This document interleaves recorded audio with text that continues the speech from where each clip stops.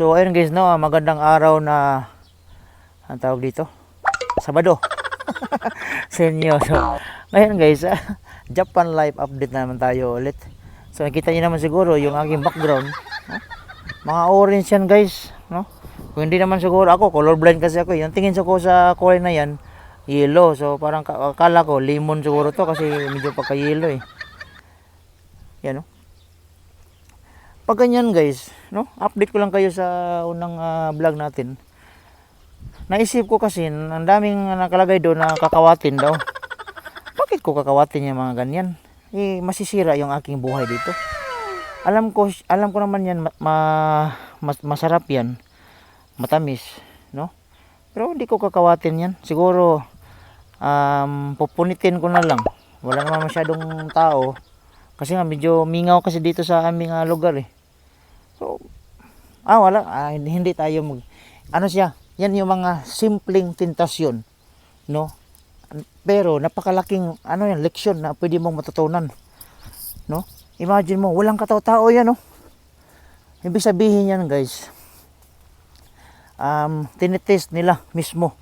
Oh, tiyan, imagine mo, nasa gilid ng kalsada yan, no? Pwede mo nang kunin talaga yan, no? Yan, hinog na yan eh. Tingnan yung kulay, oh. Pero tinetest lang yan yung gaano kayo marunong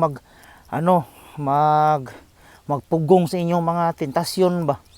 Imagine mo, simple tentasyon lang yan, no? Tapos hindi mo ma-overcoming. Nako, paano pa kaya yung mga malalaking tentasyon? What if pira yung makita mo? 1,000 di ba?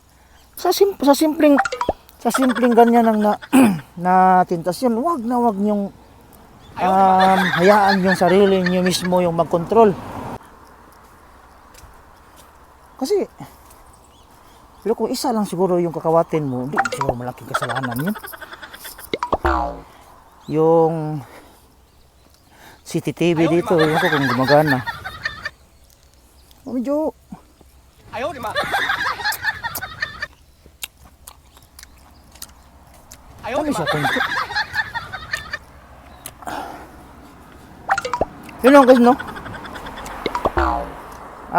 Malaking leksyon yan para sa inyo. Simpleng tentasyon, you should overcome it.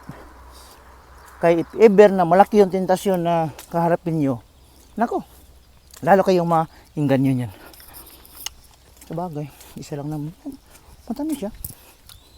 Kakawati natin yun ulit.